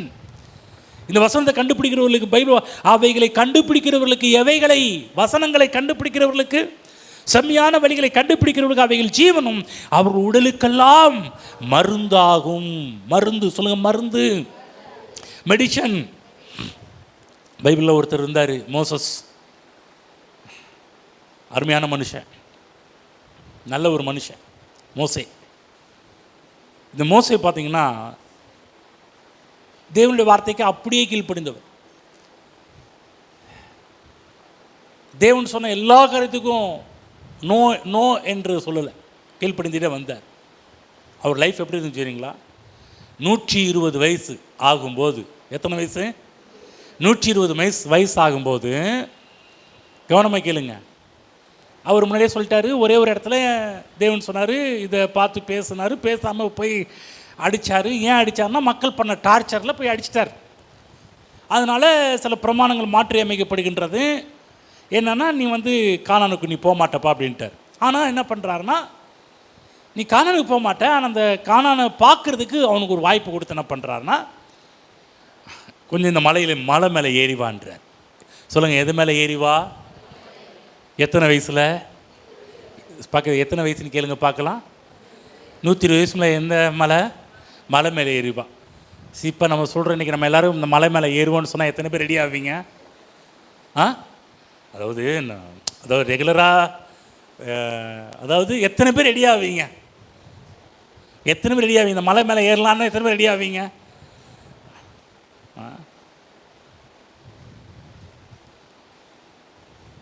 ஒரு சிலர் ஆள, மற்ற எல்லாரும் என்னன்னா,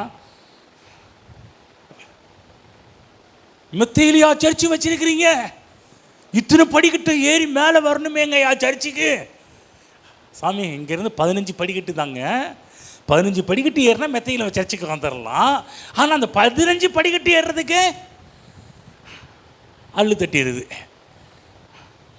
ஆனால் நம்ம ஆள் மோசஸ் 120 வயசில் மலை மேலே ஏறி வைப்பானா, மலையில் செய்ய சூப்பராக ஏறி போகிறார் நம்ம ஆள்.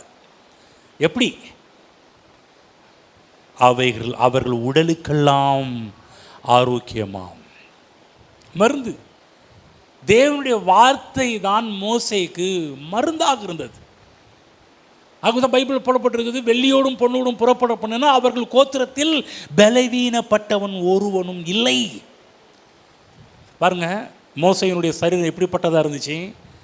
ஒரு தாத்தா 120 வயசுனால என்னதுன்னா, இன்றைக்கி நம்ம 120 வயசில் என்ன சொல்லுவோம்?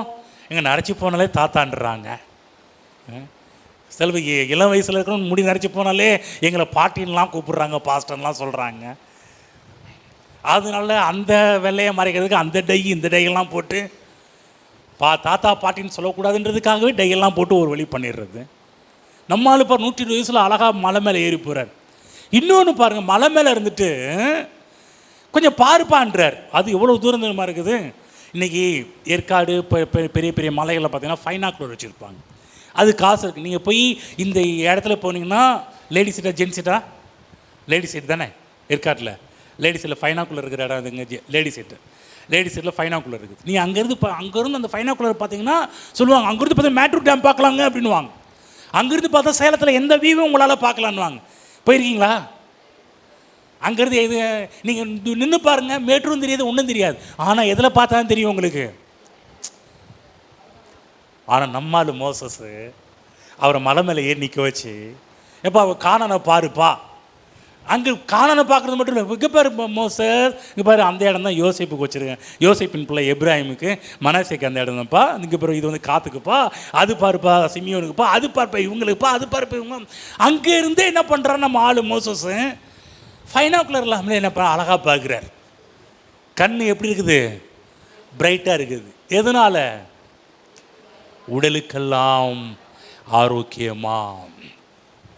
காலு தள்ளாடல, கண்ணு பலன் அடையவில்லை. ஏன்? எப்படி? ஒன்றும் இல்லைங்க, தேவனுடைய வெளிச்சத்தில் வெளிச்சம் கண்டவர், தேவனுடைய வார்த்தையிலிருந்து வெளிச்சத்தை பெற்று கொண்டவர். எந்த அளவுக்கு தேவனை குறித்த அறிவினால் ஒவ்வொரு நாளும் நீங்கள் வளருகிறீர்களோ, நான் சொல்கிற வெளிச்சம் அதிகமாகும். திரும்ப சொல்கிறேன், சரீரத்துக்கு மட்டும்தான் வயசு, ஆனால் உங்கள் எண்ணங்களுக்கு வயசே கிடையாது. தெரியுங்களா? பக்கத்தில் சொல்லுங்கள், உங்கள் எண்ணத்துக்கு வயசே கிடையாதுங்க. நல்லா இங்கே இருக்க ஒவ்வொரு முடிஞ்சுங்க. இந்த சரீரத்துக்கு மட்டும்தான் இன்றைக்கி வயசு இருக்குது. புரிஞ்சிச்சுங்களா?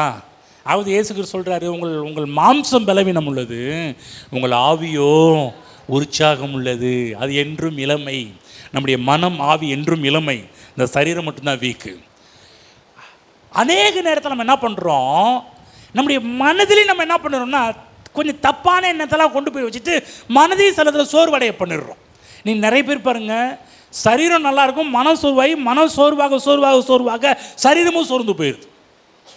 எந்த அளவுக்கு மனம் பிரைட்டாக இருக்குதோ உங்கள் சரீரமும் அந்தளவுக்கு பிரைட் ஆகும். 120 வயசுலேயும் நம்மால் ஏறின மாதிரி ஏறி போவீங்க.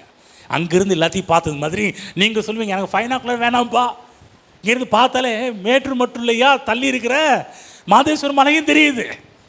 அங்கேருந்து பார்த்தா வீரப்பா நடந்து போனா அந்த பாரு, அந்த அந்த வழியெல்லாம் கண்ணுக்கு தெரியுதுப்பா. ஆமென். சொல்லுங்கள், உடலுக்கெல்லாம் மருந்து. புரிஞ்சிச்சுங்களா? எந்த அளவுக்கு நீங்கள் வசனத்தோடு இசைந்து போகிறீர்களோ, எந்த அளவுக்கு செம்மையான வழியில் தேவன் காட்டுகின்ற செம்மையான வழிகளில் நீங்கள் இசைந்து போகிறீர்களோ, தேவன் காண்பிக்கின்ற வழிகளில் நீங்கள் நடந்து போகிறீர்களோ, நான் சொல்கிறேன், அந்த வார்த்தைகள் தேவன் எப்படி செம்மையான வழிகளை போதிக்கிறார், வார்த்தையிலிருந்து போதிக்கிறாரு. அந்த வழிகளோடு உங்கள் வழிகள் போகும் என்றால் அவைகளை கண்டுபிடிக்கிறவர்களுக்கு அவைகள் ஜீவனும் அவர்கள் உடலுக்கெல்லாம் மருந்தாகும். ஆமென். நல்லா புரிஞ்சுக்குங்க. அநேகருடைய லைஃப் பார்த்தீங்கன்னா, இன்றைக்கி நமக்கு முன்னாடி வந்த நம்முடைய தாத்தா பாட்டிகளுக்கு சில நேரத்தில் வெளிச்சம் கம்மியாக இருந்திருக்கும். நான் சொல்கிறேன், இன்றைய கர்த்தர் நம்ம நிறைய வெளிச்சத்தை காண்பித்து கொண்டிருக்கிறார். ஆமென். நமக்கு முன்னாடி எத்தனையோ தலைமுறைகள் தேவனுடைய வெளிச்சம் இல்லாமலே இறந்து போனவர்கள் இருக்கிறாங்க. சில சத்தியம்லாம் புரிந்து கொள்ளாமலே போனவங்களாம் இருக்கிறாங்க. அதாவது ஒரே காரியத்தை பிடித்து கொண்டு வாழ்ந்து இந்த உலகத்தை விட்டு போனவர்கள் எவ்வளோ பேர் இருக்கிறாங்க. தேவனுடைய எல்லா நன்மைகளையும் அனுபவிக்காமல் போனவர்கள் எவ்வளோ பேர் இருக்கிறாங்க. பிரியமானவனே, உன் ஆத்துமா வாழ்கிறது போல நீ எல்லாவற்றிலும் வாழ்ந்து சுகமாக இருந்தார். ஆனால் நமக்கு முன்னாடி இந்த முன்னோர்கள், விசுவாசிகள், ஊழியர்கள் எல்லாமே ஒரு சில காரியத்தில் நல்லா இருந்துட்டு போயிட்டாங்க. ஆனால் மற்றதெல்லாம் அனுபவிக்காமலே போயிட்டாங்க. ஏன்? அவங்க அந்த காரியத்தில் வெளிச்சம் அவங்களுக்கு கிடச்சிச்சு, அதனால் அந்த வெளிச்சத்தில் போயிட்டாங்க. ஆனால் இன்றைக்கு ஆவியானவர் இன்றைக்கு சபைக்கு பல காரியத்தை வெளிப்படுத்தி கொண்டிருக்கிறார். தேவனுடைய சத்தியத்தை நமக்கு காண்பித்து கொண்டிருக்கிறார். தேவனுடைய சத்தியத்தின் வெளிச்சம் நமக்கு வாழ்க்கையில் எந்த அளவுக்கு வீசி கொண்டிருக்கிறதோ, நான் சொல்கிறேன், அந்த அளவுக்கு உங்கள் வாழ்விலே முன்னேற்றத்தை நீங்கள் பார்ப்பீர்கள். தொடர்ந்து முன்னேறுவது நிச்சயம். ஆமென். புரிஞ்சுங்களா என்ன சொல்கிறேன்னு? ஆகவே தேவன் இன்றைக்கு சொல்கிற ஒரு காரியம், கர்த்தர் உங்களுக்காக யாவையும் செய்து முடிப்பார். ஆனால் நீங்கள் தப்பான வழியில் போகக்கூடாது. தேவன் நடத்துகின்ற செம்மையான வழிகளில் நடக்க பிரயாசமிடுங்கள். தீர்மானம் பண்ணுங்கள். ஆவியானவருக்கு உங்களோடு பேசியிருக்கிறார். நாளைக்கு நான் மாறுவேன், அடுத்த நாள் மாறிடுறேன் இல்லை, இன்றைக்கே மனம் திரும்புங்கள். எழுந்து நிற்போம். தீர்மானம் பண்ணுங்கள். இங்கே வந்திருக்கிற நீங்கள், தேவன் ஒரு சில காரியத்தை உங்கள் உள்ளத்தில் வெளிப்படுத்தியிருக்கிறார். என்ன வெளிப்படுத்தினாலும் எனக்கு தெரியாது, ஆனால் உங்களோடு இன்றைக்கு பேசியிருக்கிறார். செம்மையான பாதையில் நடத்துகின்ற தேவன், ஞான மார்க்கத்தை போதிக்கிறவர், ஞான வழிகளை போதிக்கிறவர், செம்மையான பாதைகளில் நடத்துகின்ற தேவன். இன்றைக்கும் தேவன் ஒரு நாளும் இங்கே இருக்கிற யாரையும் தப்பாக நடத்துவது கிடையாது. நீங்கள் நம்பி வரலாம், இங்கே நாங்களும் இங்கே யாரையும் தப்பாக நடத்துறது கிடையாது. இங்கே இருக்கிற எல்லாருமே வார்த்தையில் நடத்திக்கிட்டு இருக்கிறோம். தேவன் வகுத்த வழிமுறைகளில் உங்களை நடத்திக்கிட்டு இருக்கிறோம். தப்பாக ஒரு நாளும் யாரையும் கைட் பண்ணுறது கிடையாது. சரியாக தான் நடத்திக்கிட்டு இருக்கிறோம். ஆவியானவர் சாட்சி இருக்கிறார். அதே ஆவியானவர் இன்றைக்கு உங்களையும் ஒவ்வொரு நாள் நடத்திக்கிட்டு இருக்கிறார். கண்களை மூடுவோம். எல்லோரும் கண்களை மூடி தேவன் உங்களை உணர்த்துகிற காரியத்துக்கு இன்றைக்கி கர்த்தருடைய ஆவியானவர் இந்த காலை வேளையில் சில காரியத்தை உங்களோடு உணர்த்தி கொண்டிருக்கிறார். மகனே, மகளே, நீ செம்மையான பாதையில் நட. நீ போய் கொண்டிருக்கிற அந்த பாதையை விட்டு விலகு. துன்மார்க்கருடைய ஆலோசனையில் நடவாதே. பாவிகளுடைய வழியில் நில்லாதே. பரியாசக்காரர் உட்காரும் இடத்தில் உட்காராதே. அந்த இடத்தை வெறுத்து விடு, அதை விட்டு விலகு என்று ஆவியானவர் இந்த காலை வேளையில் உங்களோடு பேசி கொண்டிருக்கிறார். எத்தனை பேர் தேவன் பேசுகின்ற வார்த்தைக்கு உங்களை ஒப்பு கொடுக்கிறீர்களோ, அடி பண்ணிக்கிறீர்களோ, அர்ப்பணிக்கிறீர்களோ, நான் சொல்கிறேன், உங்கள் வாழ்க்கை முன்னேற்றத்தை மட்டுமே நீங்கள் பார்ப்பீர்கள். ஜான் ஏறினா மூலம் சறுக்காது. ஜான் ஏறினா மூலம் கூடிகிட்டே தான் போகும், அதிகமாகிட்டே தான் போகும். மேலே முன்னேறி கொண்டே போவீர்கள். தேவன் வைத்த ஒரு நன்மைக்கு மட்டும் கிடையாது, சகல கிருபைகள், சகலவித கிருபைகளையும் நம் மீது பொழிகின்ற தேவனாக இருக்கின்றார். சம்பூர்ணமாக கொடுக்கின்ற தேவனாக இருக்கின்றார். சகலவித கிருபைகளின் தேவனாக இருக்கின்றார். சகலவித கிருபைகள் நமக்கு சம்பூர்ணமாக கொடுக்கின்ற தேவனாக இருக்கிறார். ஏதோ ஒரு லைஃப் மட்டும் இல்லை, கிறிஸ்தவ வாழ்க்கையில் ஏதோ ஒரு நன்மைகளை மட்டுமல்ல. பைபிளில் போடப்பட்டிருக்குது, கர்த்தரை தேடுகிறவர்களுக்கோ ஒரு நன்மையும் குறைவுபடாது. ஒரு நன்மையும் குறைவுபடாதுன்னா ஒரே ஒரு நன்மை மட்டும் குறைவுபடாதுன்னு சொல்லலை. தேவன் நமக்காக ஏற்படுத்தி வைத்திருக்கிற எந்த ஒரு நன்மையும் உனக்கு குறைவுபடாது என்ற அர்த்தத்தில் சொல்லி வைத்திருக்கிறார். ஹல்லேலூயா. ஆகவே இன்றைக்கு தீர்மானம் பண்ணுங்க, இவ்வளவு நாள் நீங்கள் போன பாதையில் யூட்டர்ன் போடுங்க, திசை திரும்புங்க, அதுலேருந்து மனம் திரும்புங்க, ஒரு யூட்டர்ன் போடுங்க. நீங்கள் போகிற பாதை தப்பாக இருக்குது, கர்த்தருடைய ஆவியானவர் சொல்கிறார், மகனே மகள் நீ போயிட்டு இருக்கிற பாதை தப்பு, ஒரு யூட்டர்ன் போடு, திரும்பு, திசை திரும்ப, அந்த வழியிலிருந்து நான் உனக்கு காண்பிக்கின்ற வழிக்கு உன் வழியை திருப்பு, உன் பாதையை திருப்பு, உன் நடையை திருப்பு, உன்னுடைய பார்வையை திருப்பு, உன் காதை திருப்பு, உன் மனதை திருப்பு, உன் பேச்சை திருப்பு. ஹல்லேலூயா. இன்றைக்கு ஆவியானவர் உங்களோடு பேசி கொண்டிருக்கிறார். தேவ பிள்ளைகளே, இன்றைய இரட்சணிய நாள், இன்றைய மனம் திரும்புங்கள். இன்றே தேவன் காட்டுகின்ற வழியில் செல்ல உங்களை அர்ப்பணித்து விடுங்கள். நாளை என்று ஒதுக்காதீர்கள். தேவனுடைய ஒத்தாசையை பார்ப்பீர்கள். ஹல்லேலூயா. தேவனுடைய உதவியை பார்ப்பீங்க, தேவன் நடத்துதலை பார்ப்பீங்க, தேவனுடைய பாதுகாப்பை பார்ப்பீர்கள். ஹல்லேலூயா. நன்றி நன்றி நன்றி ஆண்டவரே, எங்களோடு பேச நம்முடைய வார்த்தைகளுக்காக நன்றி, எங்களோடு இடைப்பட்டிருந்ததற்காக நன்றி. ஓ, நீர் எப்போது நல்ல தேவன் கர்த்தாவே. எங்கள் நீதிமானுடைய பாதை நடுப்பகல் வரைக்கும் அதிகமாய் பிரகாசிக்கிற சூரிய பிரகாசத்தை போல் இருக்க வேண்டும் என்று நீர் விரும்புகிறீர். எங்களுடைய லைஃப் தப்பான பாதையில் போகக்கூடாது என்று நீர் விரும்புகிறீர். கரடு முரடான பாதையில் போகக்கூடாது என்று நீர் விரும்புகிறீர். கோணலான பாதையில் போகக்கூடாது என்று நீர் விரும்புகிறீர். ஆண்டவரே, ஆகவே எங்களை செம்மையான பாதைகளில் நடத்துகின்ற கர்த்தாவே, நேர்வழியாய் நடத்துகின்ற கர்த்தாவே, உமக்கு நன்றி, உமக்கு நன்றி, உமக்கு நன்றி ஆண்டவரே. ஹல்லேலூயா. ஹல்லேலூயா. நீங்கள் எடுத்த தீர்மானத்தை கர்த்தர் பார்த்திருக்கின்றார். மிகப்பெரிய முன்னேற்றத்தை நீங்கள் வரக்கூடிய நாட்களில் பார்க்க போகின்றீர்கள். இனிமேல் முன்னேற்றம் தான். இனிமேல் சொல்கிறாங்களே உலகத்தில், இனிமேல் உனக்கு நல்ல காலம்தான் அப்படின்ற மாதிரி பைபிளில் சொல்லப்படும். இனிமேல் உனக்கு நீதிமானுடைய பாதை நடுப்பகல் வரைக்கும் அதிகமாய் பிரகாசிக்கிற சூரிய பிரகாசம் போல தான் இருக்கும். இந்த வாரத்தில் மகிமை வேறு, அடுத்த வாரம் வரும்போது அந்த மகிமை கூடி இருக்கும். இன்னொரு மகிமை பார்ப்பீங்க, இன்னொரு முன்னேற்றத்தை பார்ப்பீங்க, இன்னொரு அதிசயத்தை பார்ப்பீங்க. ஹல்லேலூயா. ஹல்லேலூயா. ஆகவே வேதம் பார்த்தீங்கன்னா உன்னை அதிசயங்களே காணப்படணும் அப்படியே தொக்கி நிற்கிது இந்த வசனம். இன்றைக்கி அதிசயத்தை பார்ப்பீங்க, நாளைக்கு வரும்போது அன்னைக்கு சொல்லுவார், கர்த்தர் உன்னை அதிசயத்தை காண பண்ணுவேன்.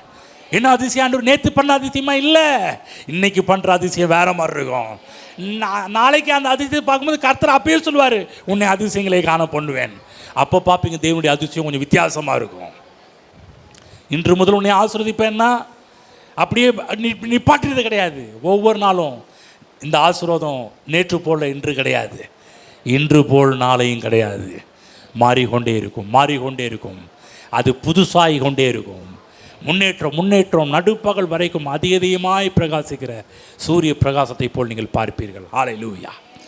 நன்றி ஆண்டவரே, நன்றி ஆண்டவரே. எங்களோடு பேச நம்முடைய வார்த்தைகளுக்கு நன்றி செலுத்துகிறோம். எங்கள் அன்பின் பரலோக பிதாவே, கர்த்தராகிய இயேசு கிறிஸ்து நாமத்தில் நம்முடைய சமூகத்தில் இருக்கிறோம். இன்றைக்கு எங்களோடு பேசி எங்கள் கண்களை திறந்தபடி எல்லாம் நன்றி செலுத்துகிறோம். அப்பா, நீர் எப்போதும் எங்களை செம்மையான பாதைகளை நடத்துகின்றவர். எங்கள் வாழ்வை நீர் விரும்புகிறீர்.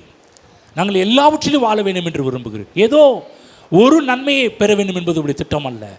நீர் சகலவித கிருபைகளையும் சம்பூர்ணமாக எங்கள் மீது பொழிகின்ற தேவனாக இருக்கிறீர். இங்கே இருக்கிற நம்முடைய பிள்ளைகள், ஒவ்வொரு பிள்ளைகளும் உம்முடைய சகலவிதமான கிருபைகளையும் தங்களுடைய வாழ்வில் பெற்றுக் கொள்ளட்டும் ஆண்டவரே. கர்த்தர் எங்களை எல்லா விதத்திலும் ஆசீர்வதித்திருக்கிறார் என்று சொல்லட்டும், பேசட்டும், புகழட்டும் ஆண்டவரே. உம்மை இங்கே இருக்கிற ஒவ்வொரு இடத்தை பயன்படுத்துவீராக. அவர்களுடைய தனிப்பட்ட வாழ்வு, பொருளாதார வாழ்வு, குடும்ப வாழ்வு, வேலையினுடைய வாழ்வு, பிள்ளைகளுடைய வாழ்வு, பொருளாதார வாழ்வு, இந்த சமுதாய வாழ்வு, எல்லா காரியத்திலும் பிள்ளைகள் தலை தோங்கட்டும். நீர் காட்டுகின்ற வழியிலே செல்லட்டும் ஆண்டவரே.